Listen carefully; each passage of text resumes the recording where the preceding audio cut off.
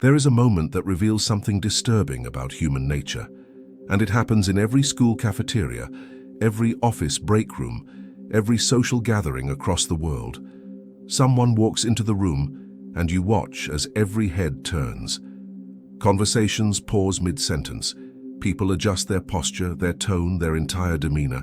The person who entered has done nothing yet, said nothing, offered nothing. But their mere presence has altered the social atmosphere like a gravitational field-bending light. And you feel it too. That pull, that sudden awareness of their centrality, that involuntary deference. You are watching popularity in action, and something deep in your nervous system is responding to it, with a recognition that feels almost religious. This is not admiration. This is not respect earned through character or achievement. This is something far more primal and far more troubling. This is worship, and here is what makes it deeply unsettling. If you examine your own reaction honestly, you will notice something you probably never articulated. You want to be near that person. You want them to notice you, to acknowledge you, to include you in their orbit. And this desire has nothing to do with whether you actually like them. You might not even know them. They might be a terrible person. It does not matter. The popularity itself has value independent of any quality that created it. This is the signature of worship.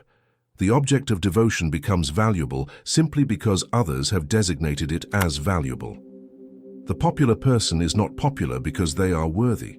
They are worthy because they are popular. And your brain operating on firmware that is hundreds of thousands of years old cannot tell the difference. Most people believe that the worship of popularity is a superficial modern phenomenon, a byproduct of celebrity culture and social media. But the archaeological and neurological evidence tells a much darker story. Humans did not develop the capacity to worship popularity. We developed popularity as a mechanism to determine who deserved worship.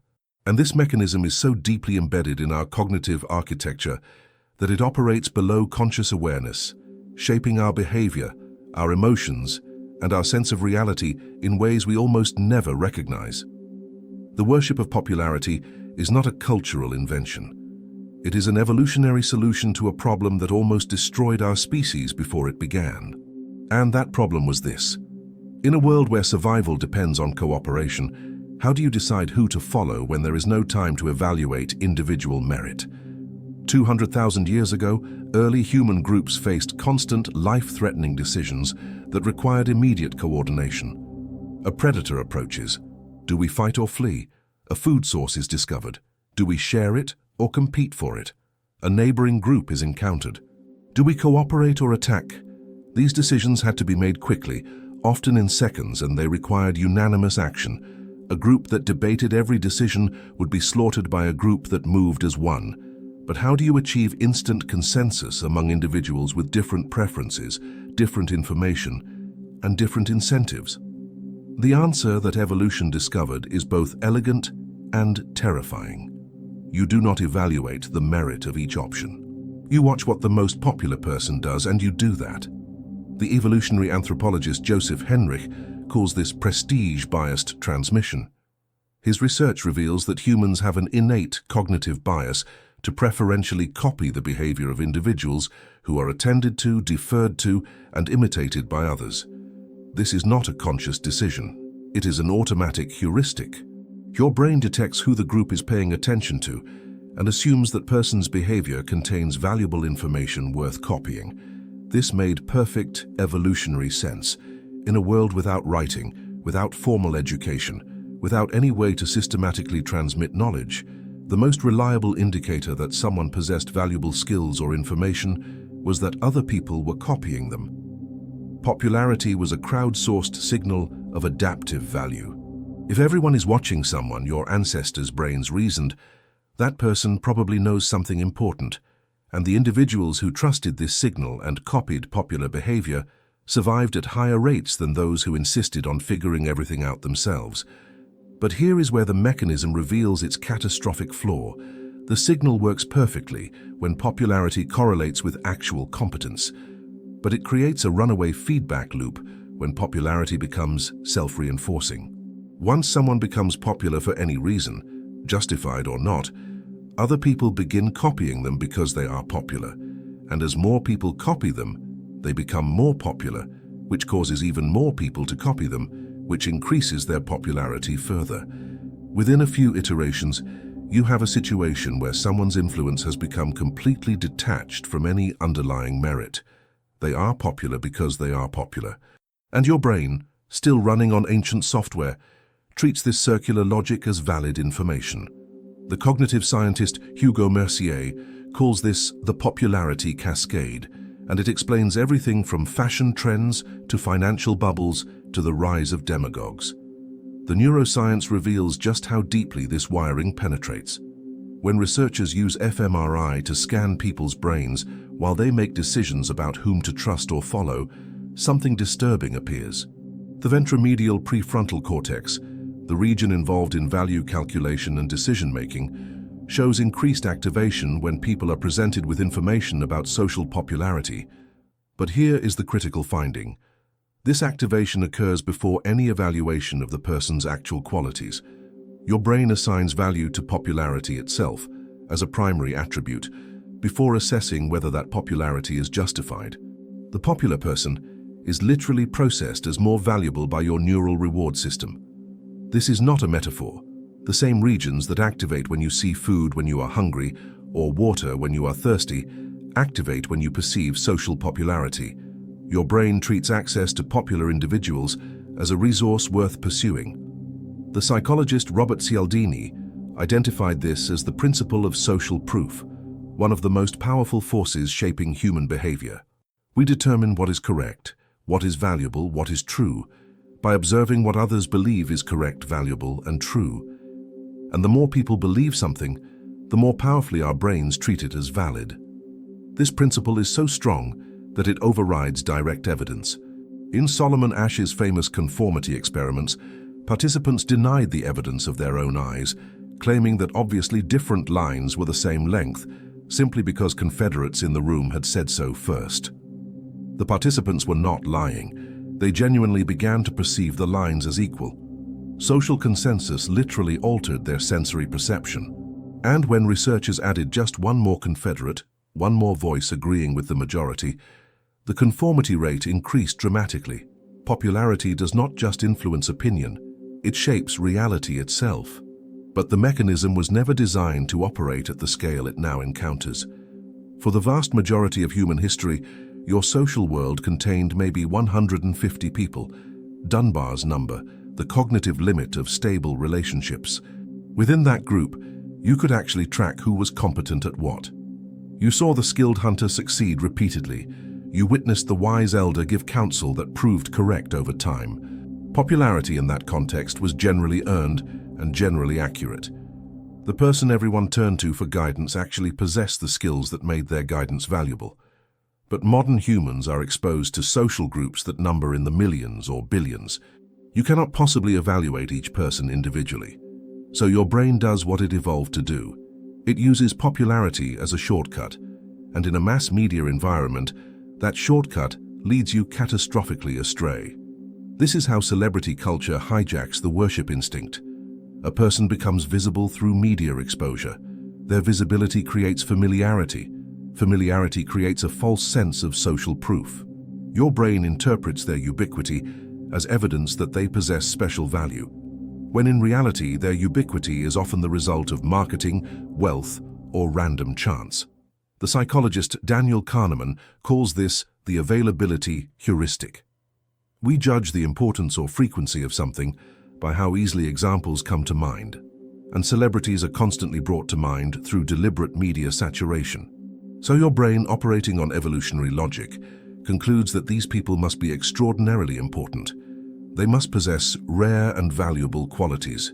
Otherwise, why would the entire tribe be paying attention to them? The philosopher René Girard understood this mechanism at a profound level. He called it mimetic desire, the idea that humans do not desire things directly. We desire things because we observe others desiring them. We do not want the popular person because they possess objectively attractive qualities. We want them because we see others wanting them. And this creates what Girard called the scapegoat mechanism, where societies transfer all their worship onto a single individual who becomes the focus of collective attention. This person becomes sacred, not through any inherent divinity, but through the sheer intensity of collective focus. They become the center around which the social universe organizes itself. And once this happens, proximity to them becomes the ultimate prize. This explains why people will humiliate themselves for a chance to meet a celebrity, why they will pay thousands of dollars for a brief interaction, why they will defend that celebrity against legitimate criticism with a ferocity usually reserved for defending their own family. They are not defending a person. They are defending the hierarchy that gives their own proximity to that person meaning. If the celebrity is exposed as unworthy, then the time, money, and emotion invested in worshipping them becomes retroactively meaningless. So the worshipper has a psychological stake in maintaining the illusion. They need the popular person to be special because they have defined themselves in relation to that specialness. The psychologist Leon Festinger called this cognitive dissonance reduction. Once you have committed resources to worshipping popularity, your brain will twist reality itself to justify that investment. But the worship of popularity does not just distort how you see others, it distorts how you see yourself. The moment you accept popularity as a measure of worth, you enter a competition you cannot win. Because popularity, by definition, is a relative ranking. Most people will be below average. Most people will fail to achieve the visibility, the admiration, the social centrality that their brains are screaming they need. And this creates what the sociologist Emile Durkheim called anomie, a state of normlessness where traditional markers of value have been replaced by impossible standards that leave most people feeling worthless. You internalize the logic of popularity worship and turn it against yourself. You look at your own life, your own social position, and you see failure. Not failure to be a good person, or to live meaningfully, or to contribute to others. Failure to be popular. And because popularity is treated as the ultimate validation of existence, this failure feels existential. The psychologist John Twenge has documented the mental health catastrophe this creates. Depression and anxiety rates have skyrocketed in precise correlation with the rise of social media, platforms explicitly designed to quantify and rank popularity. Instagram, TikTok, YouTube, all of them present a clear, unavoidable hierarchy. You can see exactly how popular you are compared to everyone else. You can see the number of people who find you worth paying attention to. And for the vast majority, that number is brutally, humiliatingly small. You are confronted daily with evidence of your own insignificance in the popularity economy. And because your ancient brain treats popularity as a proxy for survival value, this evidence registers as confirmation that you are, in some fundamental sense, worthless. The technology researcher Jaron Lanier calls this digital Maoism, the idea that collective judgment, filtered through algorithms, has become the ultimate arbiter of value. What goes viral is treated as objectively superior to what does not, regardless of actual quality. The algorithm rewards popularity with more popularity, creating winner-take-all dynamics where a tiny fraction of users receive the vast majority of attention. This is not meritocracy. This is a rigged casino where the house always wins. But because the mechanism exploits evolutionary instincts, you cannot help but participate. Your brain sees the popular account, the viral post, the celebrity influencer, and it responds with the same deference your ancestors showed to the most successful hunter or the most respected elder. Except those ancestors were right to show deference. The person they were following actually possessed valuable knowledge. You are showing deference to someone whose primary skill is manipulating the popularity algorithm. This leads to a psychological trap that is almost impossible to escape. The more you worship popularity, the more you need to be popular. Because if popularity is the measure of worth, then your worth depends on achieving it. So you begin optimizing your life for maximum visibility. You do not do things because they are meaningful or fulfilling. You do things because they will generate attention. You do not express your authentic thoughts or feelings. You express the thoughts and feelings most likely to be rewarded by the crowd. You become a performance artist whose entire existence is dedicated to one goal: climbing the popularity hierarchy. And the cruelest part is that this strategy usually fails, because everyone else is doing the same thing. The competition for attention is so intense that only the most extreme, the most shocking, the most outrageous content rises above the noise. The philosopher Byung-Chul Han calls this the burnout society, where everyone is exhausted from the constant performance required to maintain or increase their popularity ranking. You are not living your life. You are marketing it. And marketing is labor. Constant, grinding, never-ending labor that produces nothing of actual value. You are working full-time to convince strangers to pay attention to you. And for what? So that you can feel for a brief moment that you matter, that your existence has been validated by the crowd. But the validation never lasts, because popularity is not a destination, it is a treadmill. The moment you stop performing, the moment you stop feeding the algorithm, your popularity begins to decay. And as it decays, your sense of worth decays with it.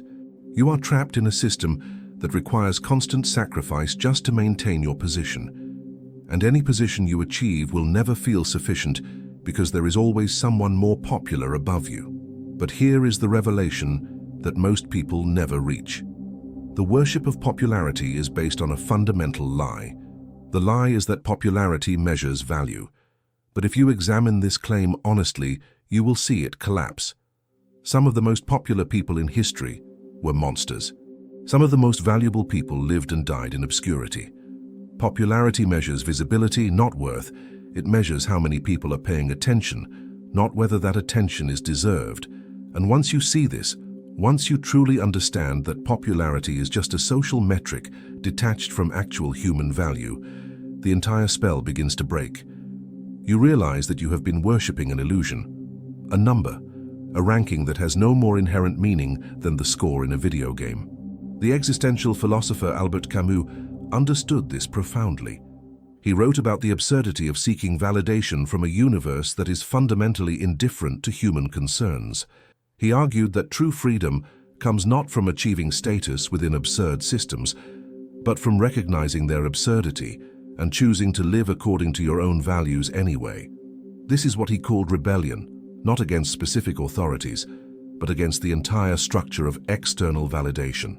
You stop asking, "Am I popular?" and start asking, "Am I living in accordance with what I actually value?" And these are completely different questions that usually produce completely different answers. The psychologist Viktor Frankl, who survived Nazi concentration camps, discovered something similar. He observed that the prisoners who survived were not the strongest or the most popular. They were the ones who maintained a sense of meaning that existed independent of their circumstances. He argued that humans can endure almost any suffering if they have a why, a purpose that gives their existence significance beyond social validation. And this significance cannot come from popularity, because popularity is contingent, unstable, and outside your control. It can only come from commitment to something beyond yourself. Service, creation, love, truth, any value that you choose to embody, regardless of whether anyone notices or applauds. But here is what makes breaking the worship of popularity so difficult. You cannot simply decide to stop caring about it. The instinct is too deep. It operates below the level of conscious choice. The only way to truly break it is to replace it with a different form of recognition. Not recognition from the crowd, but recognition from a few people who actually know you. The psychiatrist Gabor Mate argues that all humans need to feel that their existence matters, that they are seen and valued. This need is not pathological. It is fundamental. But it can be satisfied in two ways: shallow recognition from many strangers, or deep recognition from a few intimates. And these two types of recognition are not equivalent. They satisfy completely different needs. Shallow recognition, popularity, gives you a feeling of social power and safety. It tells you that you rank highly in the tribal hierarchy, that you are not at risk of exile or exclusion. But it provides no sense of being truly known. Deep recognition, intimacy, gives you something infinitely more valuable. It tells you that you are seen, not just your performance, but your actual self, and that self is accepted. This is what the philosopher Martin Buber called the Idhu relationship, a connection where both people exist as full subjects rather than objects to be used. And when you have even one relationship like this, the hunger for popularity dissolves, because you have found what you were actually searching for. Not worship, not attention, not social ranking, but the simple, profound experience of being known. The psychologist John Bowlby, who developed attachment theory, discovered that children who receive consistent, attuned attention from caregivers develop what he called secure attachment. They internalize a sense that they are worthy of love and that others are trustworthy. These children, as adults, show markedly less need for external validation. They do not need to be popular because they carry within them the felt sense of being valued. But children who do not receive this attention, who are ignored or treated as objects, develop insecure attachment, and these children spend their entire lives searching for the recognition they never received. They become addicted to external validation because they never developed internal validation. They worship popularity because popularity is the closest thing they have found to the unconditional acceptance they needed as children, but never got. This is the hidden wound beneath the worship of popularity. It is not vanity. It is not ego. It is unfulfilled attachment need being redirected toward an inadequate substitute. You are seeking from the crowd what you should have received from caregivers, and the crowd will never give it to you because the crowd does not know you. The crowd sees only your performance, your surface, your mask. The real you, the vulnerable, uncertain, longing you beneath the performance, remains unseen, and being unseen is unbearable. So you perform harder, you chase popularity more desperately, you sacrifice more of yourself to the algorithm.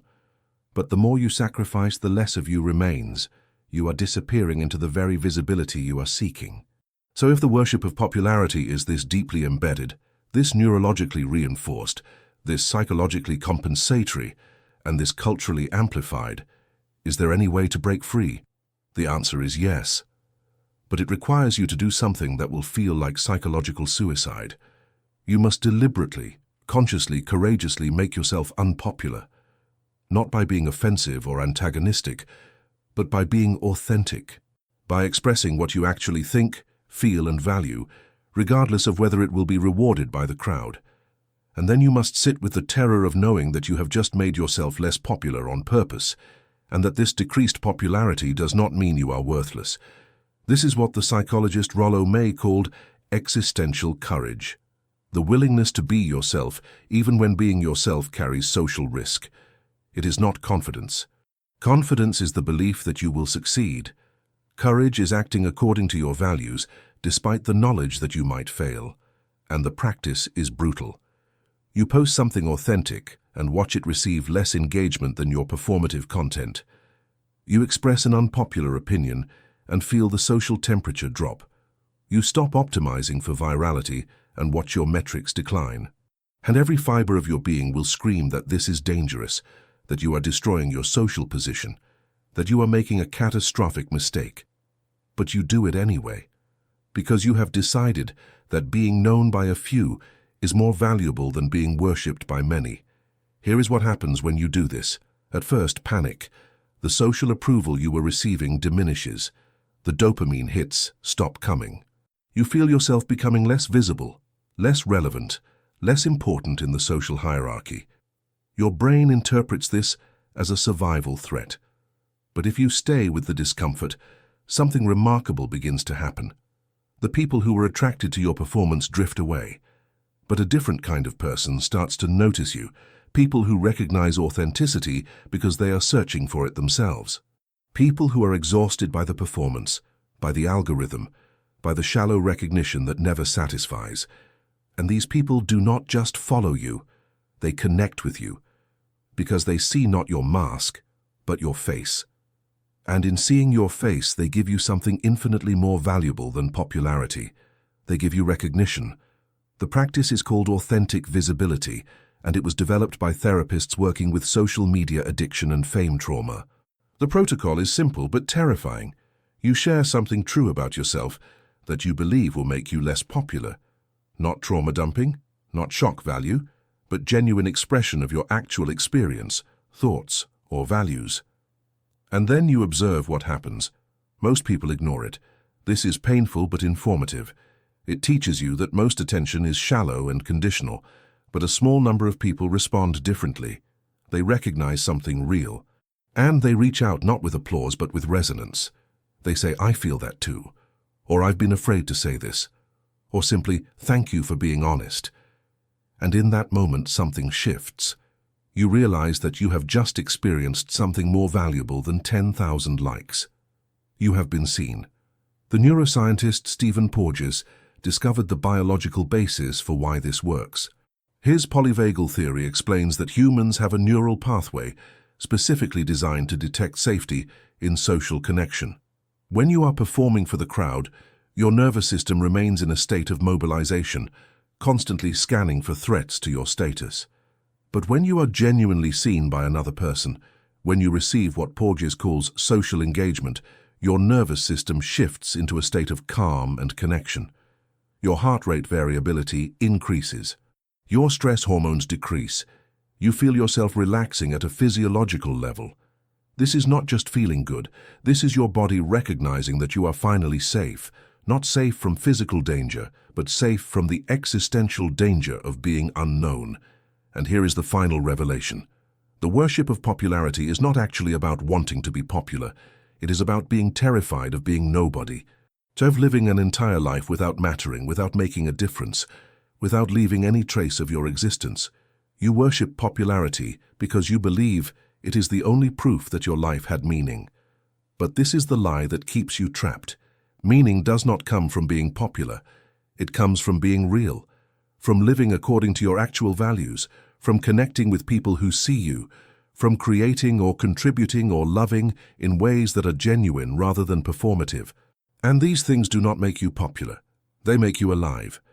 The writer David Foster Wallace, before he died, wrote about this with devastating clarity. He said that everyone worships something. The question is not whether you will worship, but what you will worship. And if you worship popularity, power, or material success, you will never have enough. You will spend your entire life chasing something that recedes the faster you run toward it. The only thing worth worshipping, he suggested, is something that does not depend on external validation, something that exists whether anyone sees it or not. And that something is the simple fact of your own consciousness, your own capacity to be present, to pay attention, to choose how you will engage with existence. This is how you break the worship of popularity. You stop measuring your worth by how many people are paying attention to you, and you start measuring it by the quality of attention you are paying to your own life.